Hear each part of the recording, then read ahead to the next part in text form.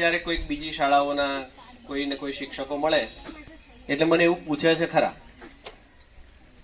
કે તું ભાગ્યશાળી છું કે શું છે ખબર નથી. તો એમાંથી સંગીતાબેને ધારો કે થોડા પ્રાઇવેટમાં પણ નોકરી કરેલી, એટલે પછી એ જે શિક્ષક હોય એમાંથી અત્યારે આપણા બધાની સાથે ઓતપ્રોત થવાની એમની જે ઝડપ છે, એટલે બંનેની જે ઝડપ છે, પણ બર્થડે આપનો છે એટલે આમ નવી શકું છું, તો એ ઝડપ ખરેખર વધારે કહેવાય.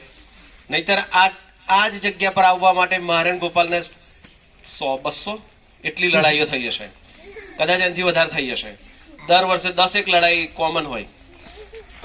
તો એમની અંદરની જે સારપ છે, એ જે નીલાએ અને ગોપાલે કહી એ પ્રમાણે એ તો છે જ કે, અને એ તો જો કે આપણી શાળાનો એવો સ્વભાવ પણ છે કે અહીંયા કોઈને પણ કોઈ પણ વ્યક્તિ કશુંક પણ મૂંઝવણ હોય તો તરત પૂછી લેવાનું.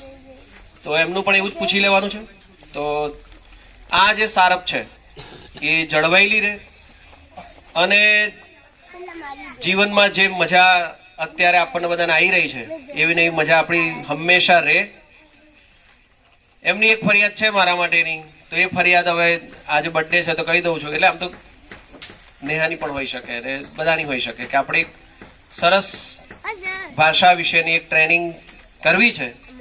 તો એટલે દરેક વખતે એક વખત તો પૂછાય, પછી એક તો એ મને સામેથી કે તમારી પાસે તો ટાઈમ જ નહીં, પણ આટલું જ જોઈ દેજો, પછી આટલું જ જોઈ દેજો.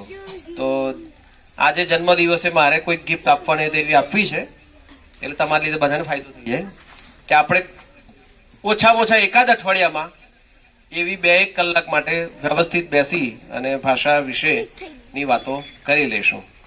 પણ તમે આ જ રીતે હસતા રહો. તમારો પરિવારે સરસ, આ બંને પરિવાર, આ એકદમ મોટો પરિવાર, તમે ત્યાં જ એકદમ નાનકડો પરિવાર, આપણા બધા પરિવારમાં મજાથી જીવીએ. હેપી બર્થડે બેન.